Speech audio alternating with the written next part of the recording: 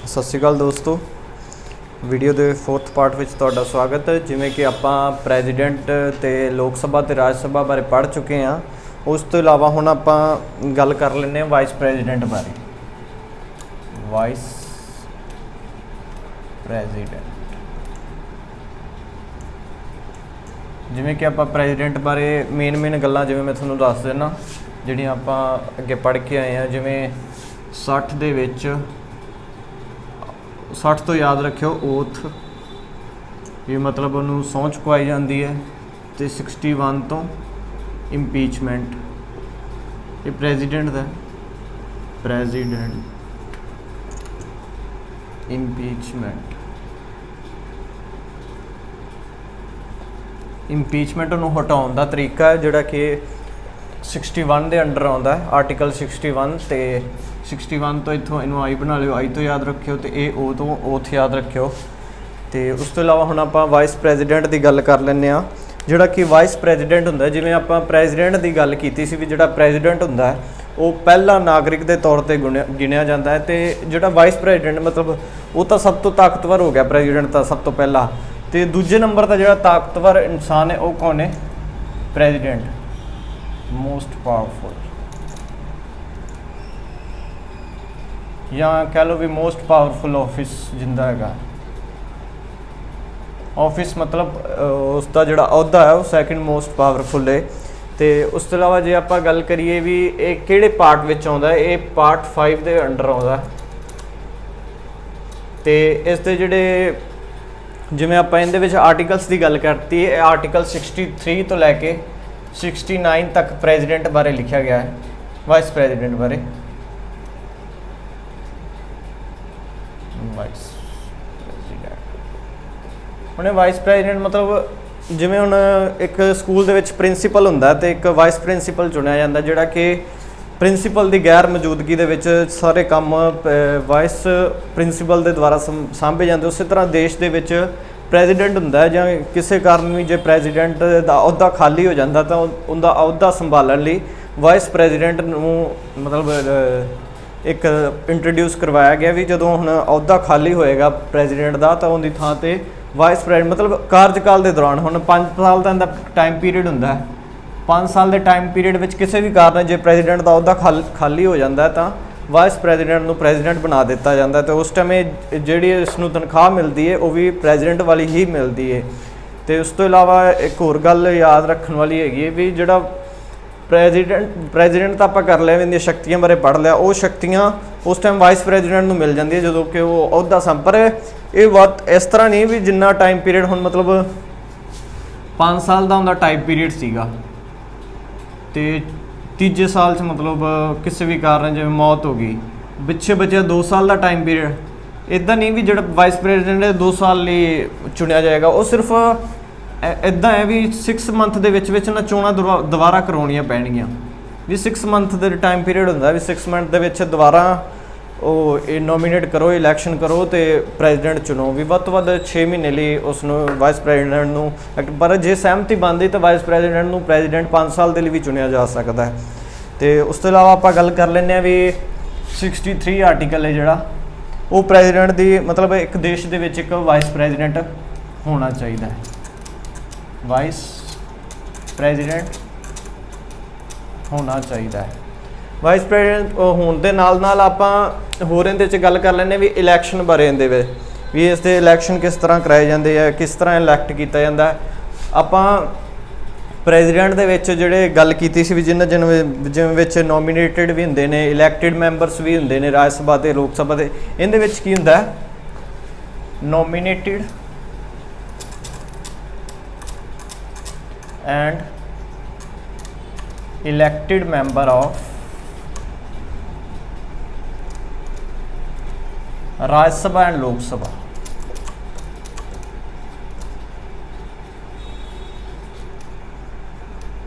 लोक सभा जिहड़ा प्रैजीडेंट की चोण है उहदे च बड़ी कन्फ्यूजन रहिंदी है भी इलैक्टिड मैंबर किहड़े मतलब नोमीनेटेड मैंबर मतलब किंदे किंदे चों लए जाते हैं। इहदे च घट कन्फ्यूजन उहदे मैं प्रैजीडेंट के जिहड़े इलैक्शन है उहदे ते एक अलग तो वीडियो बना देंगा। इहदे विच तुसीं ध्यान रखना भी नोमीनेटेड प्लस इलैक्टिड मैंबर ऑफ राज सभा एंड लोक सभा। ਤੇ ਇਸ ਤੋਂ ਇਲਾਵਾ ਜੇ ਆਪਾਂ ਇਹਦੀ ਗੱਲ ਕਰੀਏ ਵੀ ਇਲੈਕਸ਼ਨ ਰਿਲੇਟਡ ਜਿੰਨੇ ਵੀ ਡਿਸਪਿਊਟ ਹੁੰਦੇ ਨੇ ਜਾਂ ਪ੍ਰੈਜ਼ੀਡੈਂਟ ਦੀ ਚੋਣ ਦੇ ਡਿਸਪਿਊਟ ਹੁੰਦੇ ਨੇ ਜਾਂ ਵਾਈਸ ਪ੍ਰੈਜ਼ੀਡੈਂਟ ਦੀ ਚੋਣ ਦੇ ਬਾਰੇ ਮਤਲਬ ਚੋਣਾਂ ਹੋ ਰਹੀਆਂ ਕਿਸੇ ਕਾਰਨ ਵੀ ਕੋਈ ਝਗੜਾ ਪੈਦਾ ਹੋ ਗਿਆ ਵੋਟਾਂ ਦੇ ਰਿਲੇਟਡ ਜਾਂ ਕੋਈ ਬਹੁਮਤ ਰਿਲੇਟਡ ਕੋਈ ਕੁਛ ਵੀ ਰੌਲਾ ਪੈਦਾ ਹੁੰਦਾ ਤਾਂ ਉਹ ਕਿਹਦੇ ਕੋਲ ਜਾਏਗਾ? ਸੁਪਰੀਮ ਕੋਰਟ ਦੇ ਕੋਲ ਜਾਏਗਾ।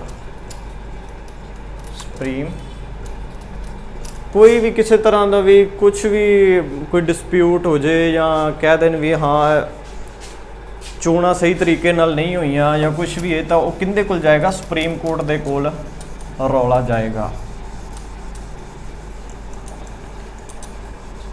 ਆਪਾਂ ਆਰਟੀਕਲ 63 ਬਾਰੇ ਪੜ੍ਹ ਲਿਆ ਵੀ ਇੱਕ ਦੇਸ਼ ਦਾ ਇੱਕ ਪ੍ਰੈਜ਼ੀਡੈਂਟ ਹੋਏਗਾ, ਇਹਦੀ ਵਾਈਸ ਪ੍ਰੈਜ਼ੀਡੈਂਟ ਹੋਏਗਾ, ਚੋਣਾਂ ਬਾਰੇ ਪੜ੍ਹ ਲਿਆ। ਹੁਣ ਆਪਾਂ ਗੱਲ ਕਰਦੇ ਹਾਂ 64 ਕੀ ਕਹਿੰਦਾ। ਜਿਹੜਾ ਆਰਟੀਕਲ 64 ਹੈ 64 ਦੇ ਅੰਡਰ ਇਹ ਗੱਲ ਆ ਜਾਂਦੀ ਹੈ ਵੀ ਜਿਹੜਾ ਵਾਈਸ ਪ੍ਰੈਜ਼ੀਡੈਂਟ ਹੋਏਗਾ ਨਾ ਉਹ ਇੱਕ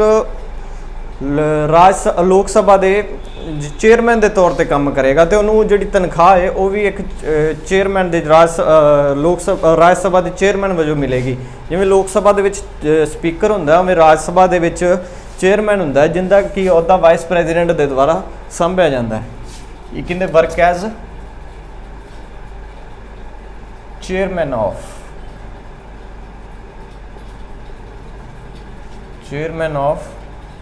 ਰਾਜ ਸਭਾ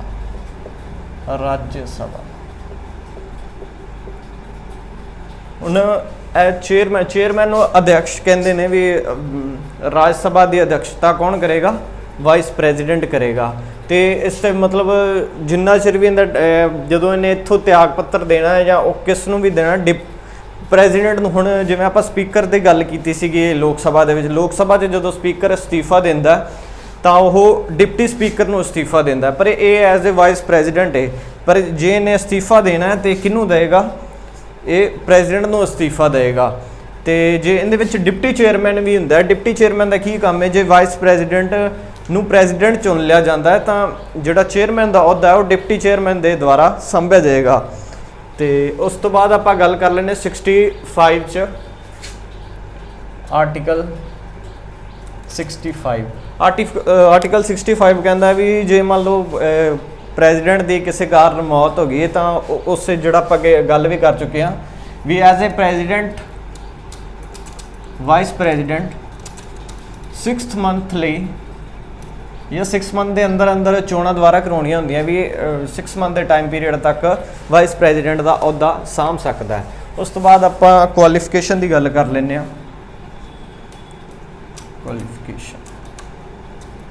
ਕੁਆਲੀਫਿਕੇਸ਼ਨ ਉਹ ਜਿਹੜੀਆਂ ਮਤਲਬ ਨੋਰਮਲ ਹੁੰਦੀਆਂ ਜਿਵੇਂ ਆਪਾਂ ਪ੍ਰੈਜ਼ੀਡੈਂਟ 'ਚ ਵੀ ਗੱਲ ਕੀਤਾ ਹੈ ਪ੍ਰੈਜ਼ੀਡੈਂਟ ਦੀ 35 ਇਅਰਸ ਹੋਣੀ ਜੇ। ਇਸ ਤੋਂ ਬਾਅਦ ਆਪਾਂ ਗੱਲ ਕੀਤੀ ਗਵਰਨਰ ਬਾਰੇ ਵੀ ਮੈਂ ਜਨਰਲੀ ਤੁਹਾਨੂੰ ਦੱਸਤਾ ਸੀ ਵੀ ਗਵਰਨਰ ਦੀ ਵੀ 35 ਹੋਣੀ ਚਾਹੀਦੀ ਹੈ ਤੇ ਮਿਨੀਮਮ ਏਜ ਵਾਈਸ ਪ੍ਰੈਜ਼ੀਡੈਂਟ ਦੀ ਵੀ 35 ਈਅਰ।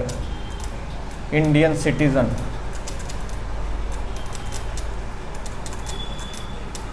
ਉਸ ਤੋਂ ਬਾਅਦ ਪਾਗਲ ਜਾਂ ਦਿਵਾਲੀਆ ਨਾ ਹੋਵੇ, ਲੋਕ ਸਭਾ ਜਾਂ ਰਾਜ ਸਭਾ ਦੇ ਮੈਂਬਰ ਬਣਨ ਦੇ ਯੋਗ ਹੋਵੇ ਤੇ ਉਸ ਦਾ ਮੈਂਬਰ ਨਾ ਹੋਵੇ। ਜੇ ਉਹ ਮੈਂਬਰ ਹੈ ਲੋਕ ਸਭਾ ਜਾਂ ਰਾਜ ਸਭਾ ਦਾ ਤਾਂ ਉਸ ਨੂੰ ਉਹ ਅਹੁਦਾ ਛੱਡਣਾ ਪਵੇਗਾ।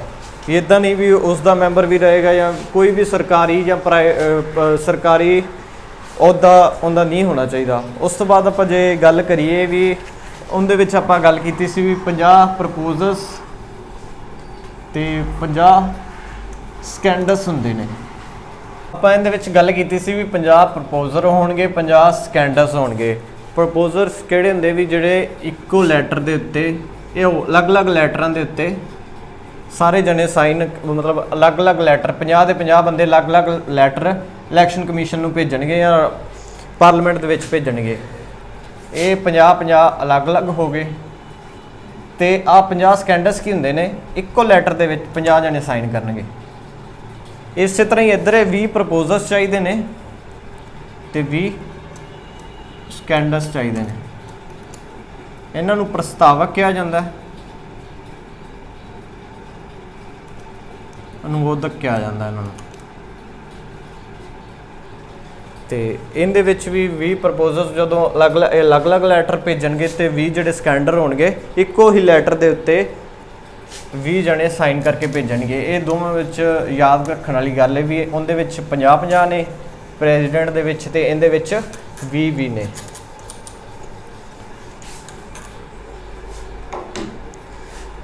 (65) 67 ਕੀ ਕਹਿੰਦਾ ਵੀ article 67 is also related to ਇਹਦਾ ਜਿਹੜਾ ਟਾਈਮ ਪੀਰੀਅਡ ਕਿੰਨਾ ਹੋਏਗਾ 5 ਸਾਲ ਦਾ।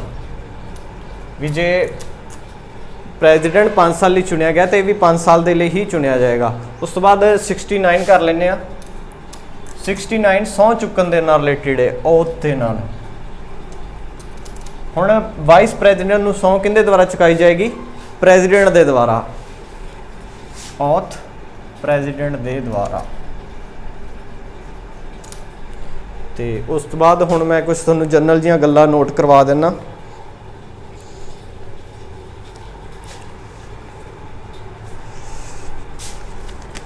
ਜਿਹੜੇ ਆਪਣੇ ਕਰੰਟ ਨੇ ਉਹ ਤਾਂ ਤੁਹਾਨੂੰ ਪਤਾ ਹੀ ਨੇ, ਜਗਦੀਪ ਖੜਗੇ ਨੇ, ਉਹ ਕਿੰਨਵੇਂ ਨੇ?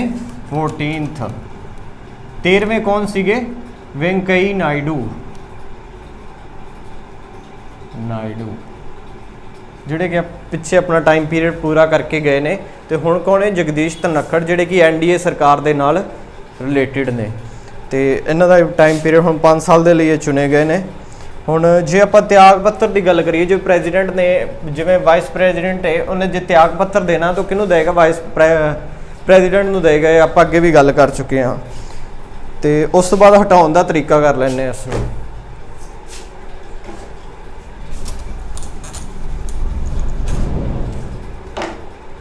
ਜਿਵੇਂ ਆਪਾਂ ਪ੍ਰੈਜ਼ੀਡੈਂਟ ਦੀ ਗੱਲ ਕੀਤੀ ਸੀ ਵੀ ਪ੍ਰੈਜ਼ੀਡੈਂਟ ਨੂੰ ਇੰਪੀਚਮੈਂਟ ਦੇ ਦੁਆਰਾ ਹਟਾਇਆ ਜਾਂਦਾ ਹੈ। ਇੱਥੇ ਆਪਾਂ ਇੰਪੀਚਮੈਂਟ ਨਹੀਂ ਲਿਖਾਂਗੇ, ਇਹਨੂੰ ਸੰਸਦੀ ਕਾਰਵਾਈ ਦੁਆਰਾ ਹਟਾਇਆ ਜਾਂਦਾ ਹੈ। ਸੰਸਦੀ ਕਾਰਵਾਈ ਮਤਲਬ ਪਾਰਲੀਮੈਂਟ ਦੇ ਦੁਆਰਾ। ਵੀ ਹੁਣ ਰਾਜ ਸਭਾ ਜਾਂ ਲੋਕ ਸਭਾ ਦੇ ਵਿੱਚ ਕੋਈ ਬਿੱਲ ਪਾਸ ਕਰਕੇ ਜਾਂ ਕੋਈ ਪ੍ਰਪੋਜ਼ਲ ਰੱਖ ਕੇ ਤੇ ਇਸ ਨੂੰ ਹਟਾਇਆ ਜਾ ਸਕਦਾ। ਪਰ ਇਹਦਾ ਜਿਹੜਾ ਪ੍ਰਸਤਾਵ ਹੈ ਵਾਈਸ ਪ੍ਰੈਜ਼ੀਡੈਂਟ ਨੂੰ ਹਟਾਉਣ ਦਾ ਪ੍ਰਸਤਾਵ, ਉਹ ਕੇਵਲ ਰਾਜ ਸਭਾ ਦੇ ਵਿੱਚ ਪੇਸ਼ ਹੋ ਸਕਦਾ ਹੈ।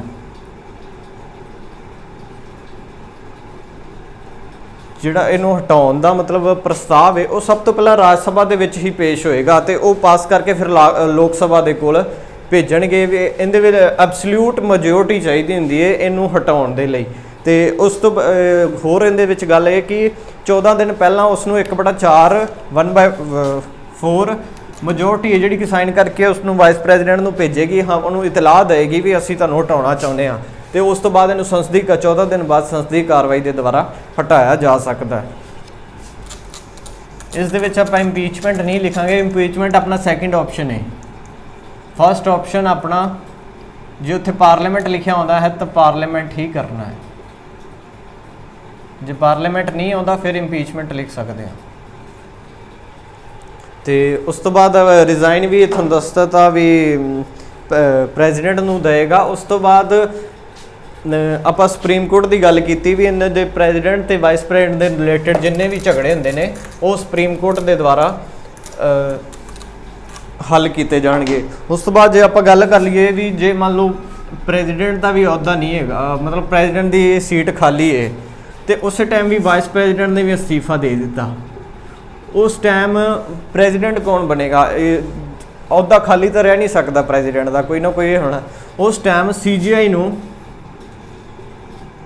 ਵਾਈਸ ਪ੍ਰੈਜ਼ੀਡੈਂਟ ਦਾ ਅਹੁਦਾ ਦਿੱਤਾ ਜਾਏਗਾ। ਜਿਹੜਾ ਆਪਾਂ chief justice of India, supreme court ਦਾ ਜਿਹੜਾ ਸਭ ਤੋਂ ਸੀਨੀਅਰ ਜੱਜ ਹੁੰਦਾ ਉਸ CGI ਕਿਹਾ ਜਾਂਦਾ ਹੈ। ਅੱਗੇ ਆਪਾਂ ਸੁਪਰੀਮ ਕੋਰਟ ਵਾਲਾ ਵੀ ਟੌਪਿਕ ਕਰਾਂਗੇ ਜਿਹਦੇ ਵਿੱਚ CGI ਸਾਰਾ ਕਵਰ ਹੋ ਜਾਏਗਾ। ਉਸ ਦੇ ਵਿੱਚ ਮਤਲਬ ਆਪਾਂ ਗੱਲ ਕਰਦੇ ਹਾਂ ਵੀ ਹੁਣ ਜੇ ਗੱਲ ਕਰੀਏ ਵੀ ਇਹੋ ਜਿਹੀ ਸਥਿਤੀ ਕਦੋਂ ਪੈਦਾ ਹੋਈ ਸੀਗੀ 1969 ਦੇ ਵਿੱਚ। ਇਸ ਤਰ੍ਹਾਂ ਹੋਇਆ ਸੀਗਾ ਜਦੋਂ